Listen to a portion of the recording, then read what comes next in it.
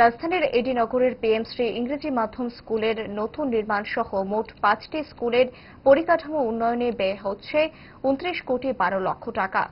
কোন স্কুল কত টাকা ব্যয় করা হচ্ছে তার হিসাব রাখলেন মুখ্যমন্ত্রী ডাক্তার মানিক সাহা। দেখুন কি তথ্য দিয়েছেন মুখ্যমন্ত্রী। এখানে আজকে 5টি ভবনের মধ্যে এডি নগর যেটা আজকে ইংলিশ মিডিয়াম স্কুল প্রায় 9 কোটি 19 লক্ষ টাকা দেওয়া হয়েছে। বর্ধমানী হাই স্কুল বাউন্ডারি ওয়াল অনেক দিনের এবং গ্যালারি তার জন্য 6 কোটি 30 লক্ষ টাকা দেওয়া হচ্ছে।